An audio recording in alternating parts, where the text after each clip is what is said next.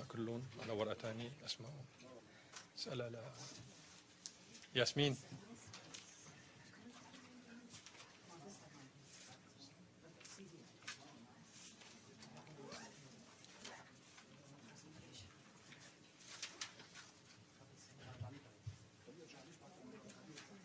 لا اتركوا.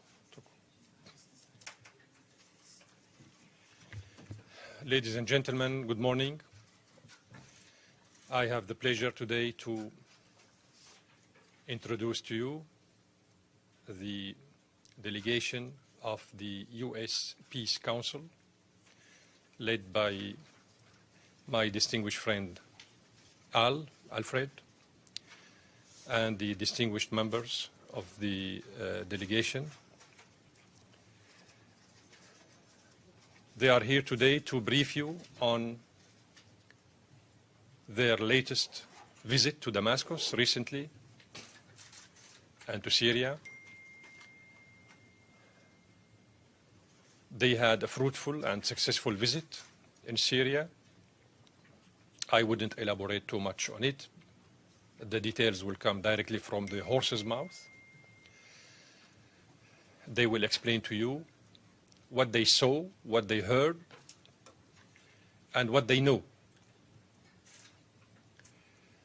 They wanted wholeheartedly to come to the United Nations headquarters in New York to share all this very important information with the reporters and correspondents accredited to the United Nations, because you are the exposure of the genuine information and the accurate information. So without any further delay, I would like to introduce to you the members of the delegation. As I said, the head of the delegation is Al. Next to him, Henry. Next to him, Joe. Then we have Dana, and then we have Madeline, and then Dr. Bahman. I think Al will inaugurate the speech. So without any further delay, I give him the floor. Thank you very much.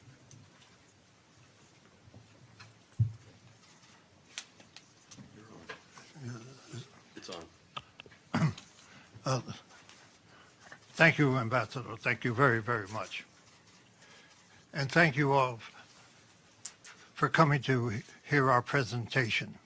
I'm Alfred Martyr, and I'm president of the U.S. Peace Council. It was quite evident to us over the several years that what we were hearing and reading from the press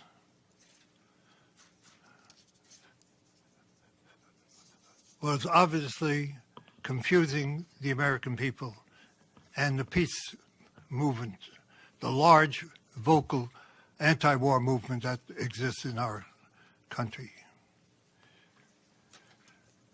We saw the same pattern of every other invasion, where the leadership of the country was demonized and therefore used as an excuse to intervene in the internal affairs. Our organization, the U.S. Peace Council, is a firm advocate of the United Nations Charter, with deep respect for the sovereignty of all countries, respecting the rights of the peoples of those countries to determine their own destiny.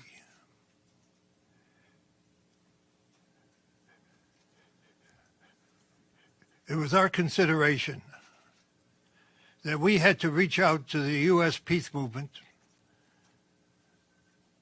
and ask that they participate in a delegation to Syria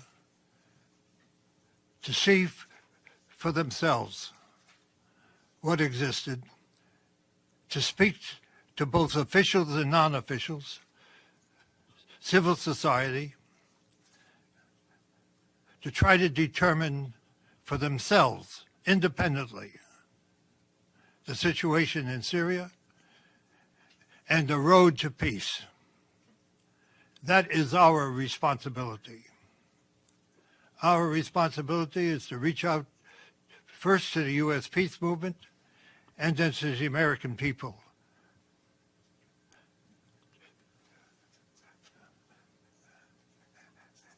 The campaign to confuse the American people has been intense. And it is our purpose to try to bring some light, some understanding, which can perhaps lead to the American people demanding an end to the intervention and peace in Syria. We reached out to many peace organizations in our country to try to get a broad delegation to go. I would be less than honest if I did not say that some did not come because they were fearful of going into a war zone. Others demonstrated the confusion that does exist because of reading the propaganda and the barrage of, unfortunately, the media, which gives such a one-sided story. We feel we have that obligation. And it's a tribute to those who went, that they overcame those obstacles and agreed to go, and may I point out, paid their own way to go. So I would like to first introduce the co-leader of the delegation, a member of the Executive Board of the U.S. Peace Council, Dr. Henry Lowenthal. Thank you, Al. Thank you, Ambassador. Our delegation was co-led by Jerry Condon, who's the Vice President of Veterans for Peace. He's not able to be here. He's active right now in Seattle, Washington, where he lives, in that area. Two other members of the delegation are unable to be here. Judy Bellow, who lives in Rochester, and Vanessa Bealey, who is an independent journalist who has returned to Syria to report directly what she is seeing as she investigates further the truth of what's happening in Syria.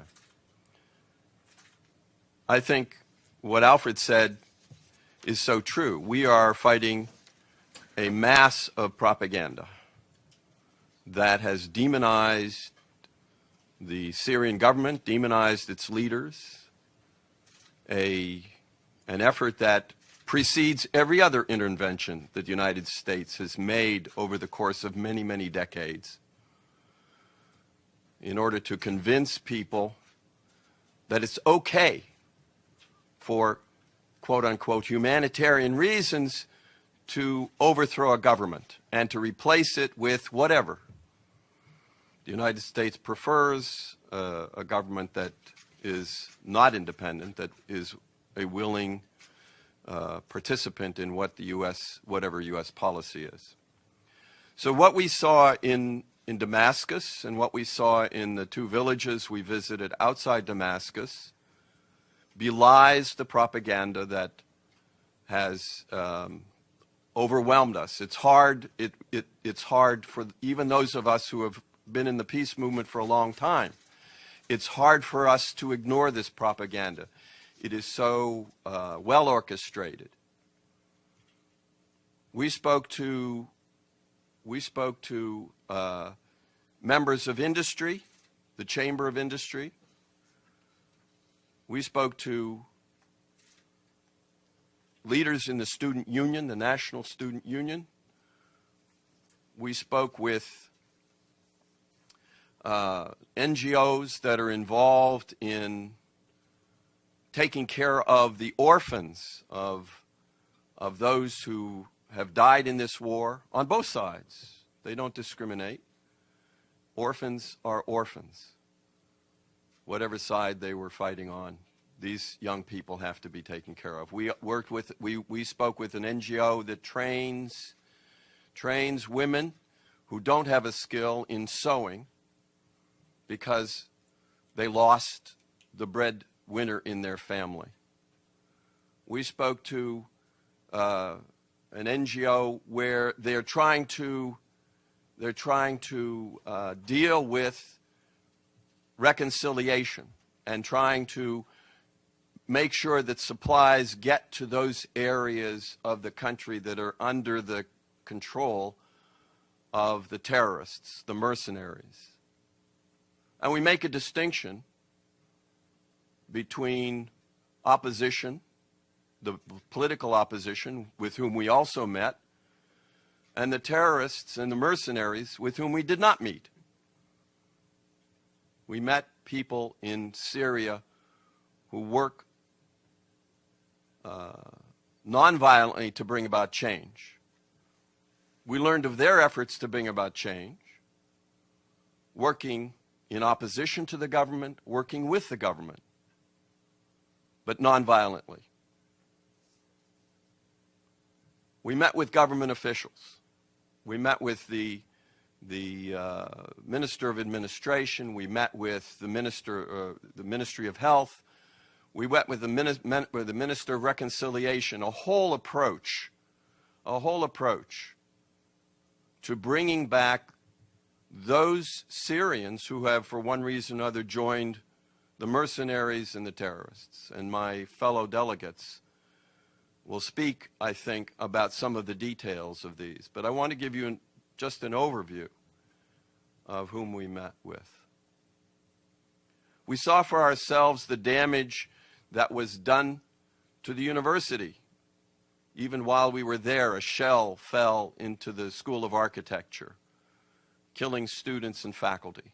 And the students themselves were rebuilding the damage. We saw villages that are basically Christian villages that have been besieged by the terrorists but have now been liberated. And the damage done to a shrine in a village called Malula, which is a village where they still speak Aramaic, the language of Jesus, and the attacks on the Christian population.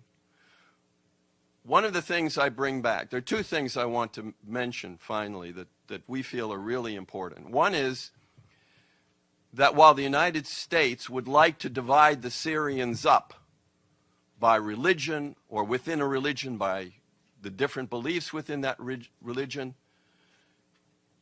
there wasn't a Syrian we talked to who would accept that. We spoke to the Grand Mufti and he said, people ask me how many Muslims there are in Syria, and his response is always 23 million. That's the population of Syria. And when we talked to the bishop of one of the Orthodox churches, he answered the same thing. The number of Christians is 23 million. We will not allow ourselves to be divided up the way the United States has divided up the people of Iraq or Libya or Afghanistan or so many other countries. We won't allow that. And that unity, I believe, has led to the ability of the Syrians to withstand an invasion by the most powerful country in the world and its most powerful allies in Europe, its most powerful allies in the Middle East, with what is a vicious attack on the Syrian people. The second is the sanctions. I have to admit that I did not know before I went that the United States has imposed sanctions on Syria in a way that's similar to the sanctions that the United States imposed on Iraq in the 1990s in order to weaken that country and that government that the United States admits killed 500,000 children in Iraq during the 1990s sanctions. That set of sanctions means that the Syrian people cannot get medicines that they desperately need. They cannot get factory parts that they need to maintain their economy. They can't get infant formula and many other things. Their students cannot go abroad. Their lawyers are separated from the rest of the international legal system because of those sanctions. These sanctions are not reported in the U.S. media, to my knowledge, and we need to know about them. Another way to weaken, these sanctions are another way to weaken the Syrian government and the Syrian state. So that's my overview. I would like to ask my fellow delegates to add what they want to this. We have representation from different peace organizations and peace movements within the United States. We tried to make it as broad, as Al Martyr said, as broad a delegation as we could. So maybe Madeline, you would like to, sorry.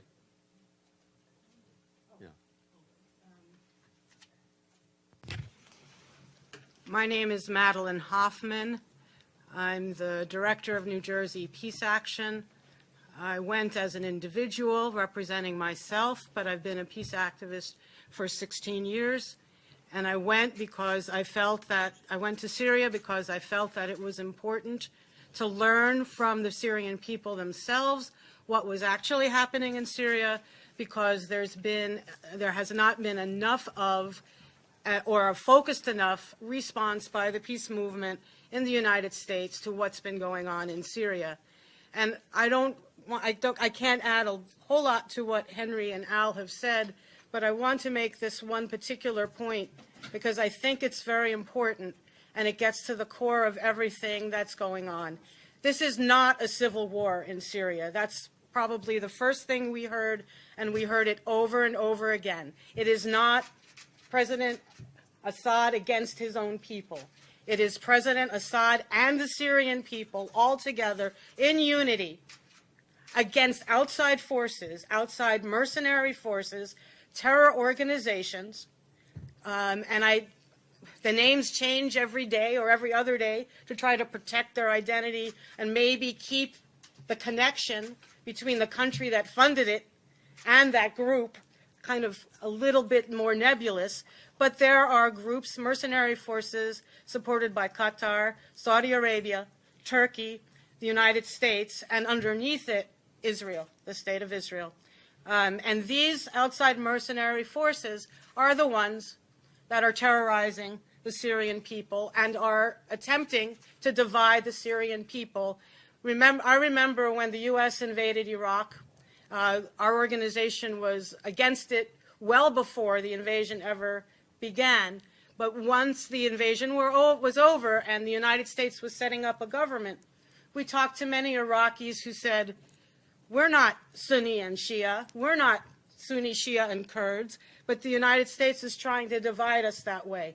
And we got exactly the same message when we were in Syria. We are Syrians, as Henry said before, whether you're Christian, Muslim, or other, you're Syrian, and that's one of the things that's enabled the Assad government to withstand 5+ years of this kind of outside attack. When it was time for the U.S. to unseat Saddam Hussein, after years of sanctions and 2 wars, he fell like that. When it was time, the United States decided time for Gaddafi to go, he fell like that. But when it was time, the United States decided it was time for Assad to go, he did not fall. And why? Because he has the support of 23 million Syrian people, and it was more before all these refugees were created and refugees were sent around the world. The whole idea of regime change, the policy of regime change, if you will, it's illegal under international law. The United States has no right to do that. The United States has no right to decide for the Syrian people who their government leaders should be. And so during my time there in Syria, I felt that over and over again. Who are we? Why are we presuming to know what's best for the Syrian people? And The other part of this that I think people in the United States need to know is that the Assad government provides free health care, free universal health care to everyone. It's a mission, it's part of the government's mission. Free education for everyone, from primary school all the way through, even to university and medical school. And we met with one person, when we met with this one particular person from the nonviolent opposition, we asked him, well, tell us, what are some of your grievances with the Assad government? And he said, well, you just heard that it costs about $50 a year for people going to medical school. We think that's too high. I mean, he was being somewhat facetious, of course, but these are the kinds of policies that our citizens here in the United States are calling for: tuition-free college, universal health care. So the Assad regime, the Assad government, excuse me, is in the business of doing this and providing this to the people. And without a doubt, even the nonviolent opposition parties who had issue with issues of democracy or corruption prior to 2011, everyone has thrown themselves in behind the Assad government, because that's the best hope, the best bet for the Syrian people. And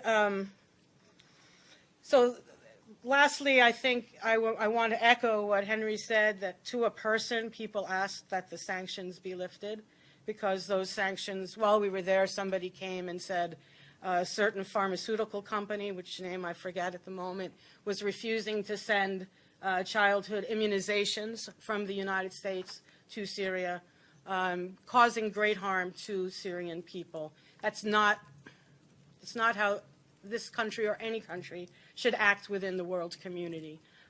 So the sanctions, as we've learned many times, do not hurt the governments they're intended to hurt. They hurt the people, and so they need to be lifted.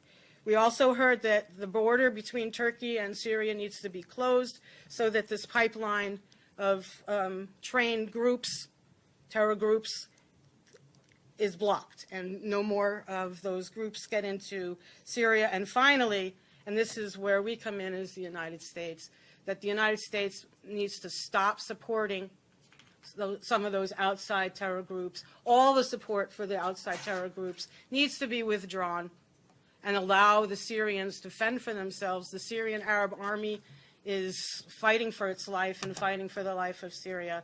And we need, as a country, to acknowledge our role, what we are doing to cause harm and destruction to the Syrian people, and we need to stop it, and we need to stop it now. And that's why one of the reasons, one of the things I'll be saying over and over again since my return from Syria. So that's me. Thank you. Donna. Did Donna want to speak first? Bauman, do you want to say something? No. Donna wanted to. Okay, my name is Donna Nassor. I have been a human rights and peace activist for as long as I can remember. I'm not going to tell you how many years, because then you'll know how old I am. I was honored to be asked to be part of this delegation, and I am grateful that I had the opportunity to go and see for myself, to sit face to face with the Syrian people, to share this time with this delegation so that we can all work together, coming back in cooperation to try to bring the message and the truth back to the United States. As an American citizen, it is shameful for me to admit what my government is doing in the sovereign country of Syria. We have no right to impose these illegal sanctions. In fact, these sanctions, allegedly, the government says are against the government of Syria. But in fact, it's against the people, civil society, people who are attempting to maintain the infrastructure, the health care, the safety of all Syrian people. One of the things that stood out to me is not only the lack of medication and the fact that Syrian children are dying because they can't get chemotherapy meds into the country because of the illegal sanctions that the U.S. and the West has imposed. Also, they're not allowing parts and material to get to businesses who are trying to maintain. And they're trying to maintain for more than one reason, and not just to continue to make money, but to employ people. Because when people have no way to earn a living, they become desperate. And we know that some of the Syrian people who may have chosen to join the terrorists, mostly for economic reasons, because they couldn't earn a living. And their benefactors, the U.S. and all the others who are collaborating together to fund this terrorism, are paying people very well to participate in this illegal activity against the Syrian people. So there are so many ways, subtle ways, that the U.S. sanctions are affecting the Syrians. And when we spoke to the business people, they mentioned to us, we're desperately trying to stay in business. We're desperately trying to keep our people employed so they don't become desperate and they don't then feel like they have no other choice. Something else that's very important is we did have the opportunity to speak with civil society, not just all of the official organizations. And we met with people who have witnessed and lived through and shared their experiences with the mercenaries and explained unspeakable things. And I'm not going to go into detail about what those were. But it was very difficult to sit in the presence of someone whose child was assassinated, whose niece was kidnapped and is still missing, whose daughter was raped, kidnapped, raped, and then sent back, male and female rapes we heard about. So this is what the U.S. is financing. This is what the U.S. is backing. And this is not okay. And as an American citizen, beyond being a peace and human rights activist, I will not be silent about what I learned. And we have to take responsibility for what's happening in this country and the lack of morality when it comes to our foreign policy and what we are doing elsewhere. I do want to say that, you know, we did have almost a 2-hour meeting with President Assad, which we were all very grateful for. After listening to him, after listening to all the voices of civil society and the groups and the government officials that we met with, if you think about it, it makes no sense what the U.S. media and Western media is reporting. It makes no sense that Assad, who is trying to maintain the infrastructure and look toward the future for the Syrian people, would be the one destroying hospitals and all of these places that the U.S. media and the Western media are claiming that he is the one responsible for destroying. It just doesn't make sense. He is interested in the future for Syria.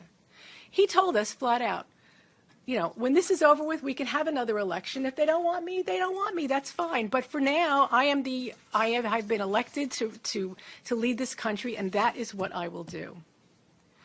The last piece that I want to talk about is, you know, having been a student and scholar of restorative and transitional justice for many years, I was really very, very impressed and excited about the fact that they have a ministry of reconciliation, that even in the middle of the trauma that the Syrian people are involved in at this point, they are looking towards the future and they're dealing with people in a restorative and healing way already.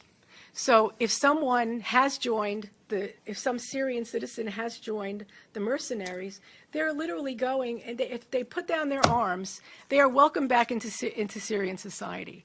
And they're fed, and their families are fed, and restorative justice techniques are being used so that you don't have a group of Syrians now who are feeling outside of society. So everything that I've said, I will continue to say, and I will continue to share with other people. And I feel now that since we have been there, we are now capable of sharing truth that, unfortunately, our media has not been offering the world. And we intend to not be silent from here forward. And thank you all for listening. Joe. My name is Joe Jameson. I'm coordinator of the Queen's Peace Council, which is an affiliate of or branch of the U.S. Peace Council. And my background is the trade union movement. So I'm accustomed to speaking bluntly. so forgive me if I do that. I'm reminded of I associate myself with all the comments of my colleagues here, but I'm reminded of the famous comment by the American writer Mark Twain, who once said that it's not what we don't know that gets us into trouble. What gets us into trouble is what we think we know for sure that just ain't so. And that's what I think of when I think about my fellow Americans and what they know about Syria and what they think they know about the war and the Syrian government and the Syrian leadership. What they think they know, I'll argue, just ain't so. And so we have to take that on because we're getting into trouble. Our delegation came to Syria with political views and assumptions, but we were determined to be skeptics and to doubt everything, to meet everyone we could, and to confirm or disconfirm received opinion and establish and conventional wisdom, and to follow the facts wherever they led us. I concluded a number of things from the trip. I won't go over things that my colleagues have already mentioned. The motive, in my opinion, of the U.S. war is to destroy an independent Arab secular state. It's the last secular Arab state standing, and it wants a client regime like Libya, like Iraq, like a number of other countries you could mention. The U.S. hostility to independent Syria long precedes 2011, the beginning of the war. The U.S., I concluded, claims to be against ISIS terrorism, but yet it's been loath to fight a really consistent fight against terrorism. Certain privileged groups, such as the al-Nusra Front, the names shift, are called moderate rebels because they fight the Syrian government, and the U.S. wants that. They are not moderate. They beheaded a 12-year-old boy when we were there. We saw it on YouTube and on TV. The motives of the U.S. proxy war states are somewhat different. Sectarian motives and regional power rivalries affect Saudi Arabia and Qatar. The Wahhabist ideology, the ideology of the Muslim Brotherhood, is a sick, medieval, backward ideology. It drives the Saudi state. It motivates that state to finance this war. And Damascus, by contrast, promotes a socially inclusive and pluralistic form of Islam. And we met the leaders of that form of Islam, and they are humane and democratic-minded people and have every reason to join with the American people in stopping this insane support for Wahhabism, which is behind so much terrorism in the world. Those of my fellow countrymen who are dogmatic about Assad demonization are not going to like what I have to say now, which is that the Syrian government is popular, and for that reason, it is winning the war. The Battle of Aleppo will probably be decided soon, relatively soon, and maybe the last hurrah, in my opinion, of the foreign mercenaries. The president is popular. His government is recognized as legitimate by the UN. It contests and wins elections. The elections are monitored. There's a parliament which contains opposition parties. We met them. There is a significant nonviolent opposition which is trying to work constructively for its own social vision. Some of it is inside the government, which in effect is a government of national unity. Some of it is in the parliament. We met them. The Minister of Reconciliation, as I think some of us have said, deals directly with armed groups, and he's an opposition leader. So let me conclude, which is that the U.S. policy on Syria, regime change, is not wrong in its details. It is wrong in its fundamentals. It is wrong root and branch. It violates the UN Charter. It violates international law. The U.S. is bombing parts of Syria without the consent of a legitimate government. That violates international law. The sanctions violate international law. I won't dwell on it because Marilyn and Donna have already discussed that. I think out of our trip flow certain tasks. I think it is the task of the U.S. anti-war movement to unite around a different vision than what it has united around thus far. Thus far, it has united around a feeble vision that is partly false, that partly accepts the dominant State Department corporate media narrative. We must directly and forthrightly challenge U.S. policy if we are to shift U.S. public opinion. Some organizations, alas, buy into the dominant mainstream media narrative. They have not covered themselves in glory by so doing. This is a dangerous moment. Without mentioning names, one of the apparently the leading candidate for president is surrounded by military advisors who are talking about no-fly zones, which means air war against the Syrian Air Force and the Russians, or boots on the ground, which means U.S. invasion. If we're not frightened by that talk, we should be frightened by that talk. This is a dangerous moment. We have to change the basic U.S. policy. We need to have a different kind of anti-war movement, and we must begin to shift U.S. public opinion. Thank you.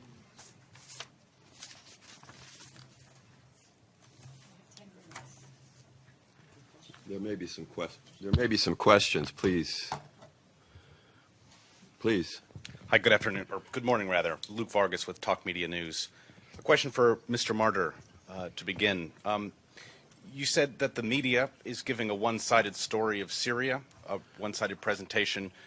When you are not invited to Syria to look at Damascus, where do you receive your information about what's happening in Syria? To what outlets do you turn? And a question for Mr. Lohendorf.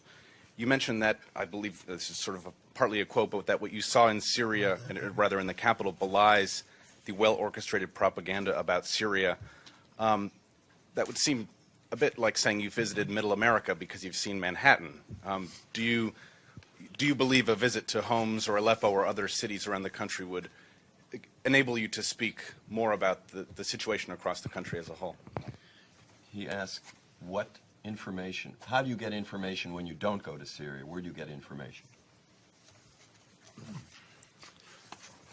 Well, those of us who are in the peace movement have to read the same press that everybody else reads and tries to determine the issues. I just want to add to what I said before.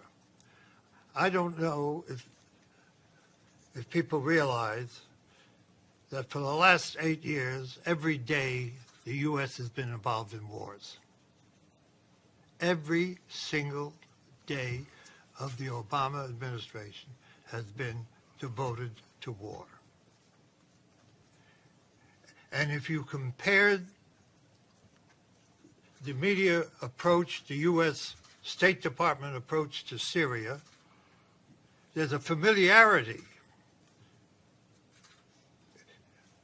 It's Noriega, it's Hussein, it's Gaddafi, one after another, in order to convince the American people that we have the moral responsibility to intervene.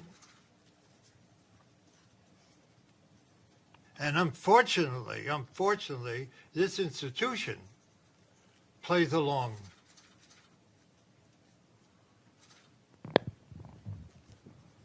With it. This is not accidental. This has confused some of my dearest allies and friends who have said, just like they said about the others, how can you trust them? Without looking at the major issue, what right do we have to intervene in this sovereign responsibility of a people? We're hoping to go back to our friends and allies in the U.S. peace movement and say, we don't have to agree on Assad. We don't have to agree on the government. What we have to agree on is that the sovereign right of a people to determine their own destiny. Period. That the media has played a nefarious role It's confused people who have spent their entire lives fighting against war and the struggle for peace. Wait a minute. I have to answer his second part, if that's okay. Well, we've waited through 50 minutes of your commentary, and that leaves us 10 minutes to ask questions. So if you really want the media to understand what's going on, you need to hear from the media. But he asked a second question, so I'm answering his question, if you don't mind. But there are other I'll be media people. brief, yes, Okay, and then we'll take you. So you asked, okay, so we saw 5 days, 6 days of Syria. How do we know the truth? We only know what we saw, and what we saw goes against everything that we read in the United States. What we do right now, here today, is urge you to stop listening to the people that the U.S. government brings out from the Muslim Brotherhood and from ISIS and all the other terrorist organizations. Stop listening to them and go to Syria. The president of Syria said, bring delegations. See for yourself. That's the answer. What we saw is what we're reporting. If you don't have to trust us, but at least accept that there's another picture.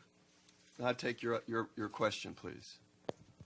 Who finances your group? Does the Syrian government give you money to fly to Damascus and travel around Syria? And given that you talked to Bashar Al Assad for 2 hours, did you bring up the issue of barrel bombing by the Syrian government and its allies? And did you discuss the cessation of hostilities that are supposed to be happening?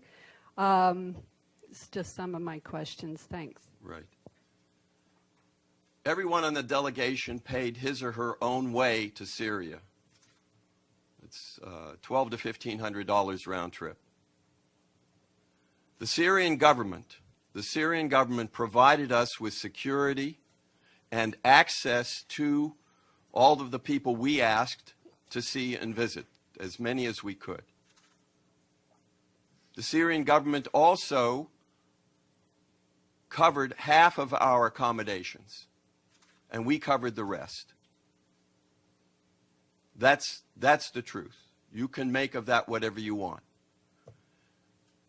In terms of meeting with President Assad, we did not ask about barrel bombing. Barrel bombing is a term that the United States uses, like Scud missiles, a nasty word. What we learned from him and from others is that when the terrorists destroy something, they show pictures and say it's the Assad government. Bombing, no matter who does it, is likely to kill civilians. We know that. They know that. But when an outside force, like the United States and its allies, invade with mercenaries, you expect the consequences that we've seen, which is a lot of loss of life and a lot of people fearing for their lives, leaving. Most of the people who leave, however, do not rush to the terrorist side, they rush to the government side. Those people who left the country left for various reasons. In part, they could afford to leave. But most of the people who have left their homes have moved to the government side because that's where they're safe and that's who they trust. So you're saying barrel bombs do not exist, or this is an invention of the U.S. government? I'm going to ask for this man. That's the term the U.S. government uses. What do you call them? Well, they're bombs. They're Why bombs. do we call them barrel bombs? Barrels because they're in barrels or they're tanks. No, they're not. Okay, what are they in?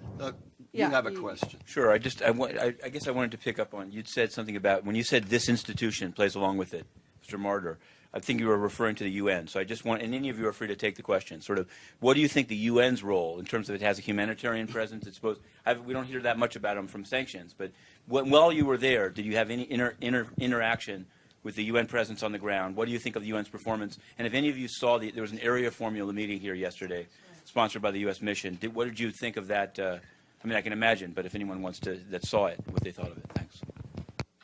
Madeline, you want to deal with that? Okay. First, on the issue of the United Nations, and the United Nations role, one of the members of our delegation, Vanessa Beeley, who is unable to be here, she's still in Damascus, has done a lot of investigative, independent reporting on what's gone on in and throughout Syria, and we also heard, we've heard from her on the role of the United Nations, and also from a young man whose family is still in one of the villages that's controlled by outside mercenary forces. And he is independently trying to arrange for a food drop into that area because he can't go in to see his family can't come out. But he has said that the aid is not getting through. And Vanessa Beeley has said that the aid is not getting through. And one of the reasons for that is that it's being intercepted, either by the outside mercenary groups or at times we have heard stories that the United Nations aid is not getting through either because it's going to the wrong side, to the outside mercenary forces, not to people in the civilians in Syria who deserve and need to have that aid. This is all probably independently verified. I don't have the information here at my fingertips, but the role of the United Nations hasn't always been what it should be in this particular conflict, and I'll end there. Did you want to add something? Okay. The only thing I did want to say quickly is that I recommend that there are two independent journalists on the ground in Damascus, Vanessa Beeley, Beeley, and Ava Bartlett. Ava's Canadian, Vanessa is from the UK. And they're still there right now, and they're writing, they're visiting locales, and they're reporting on the ground, talking to people, collecting the voices of Syrians.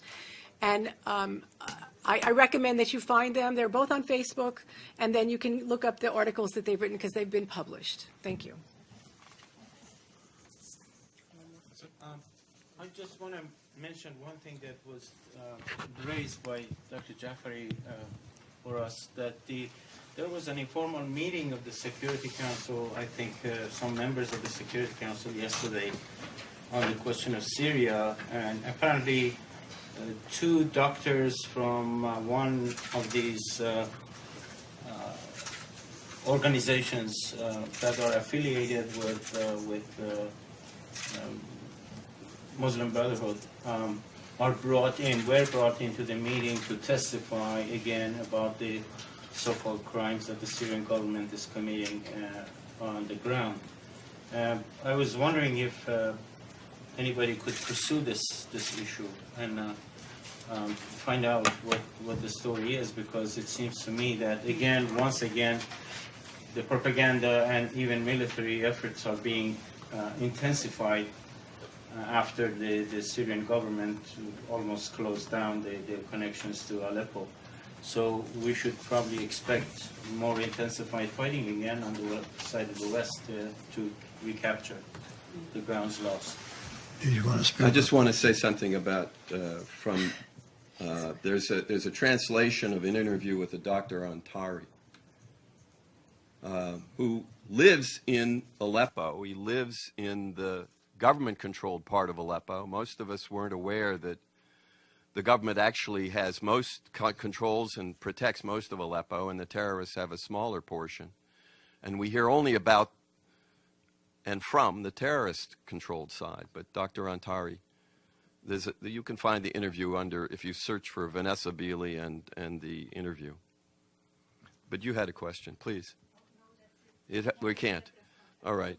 But maybe if you're available, we're available to speak if you want to continue this discussion.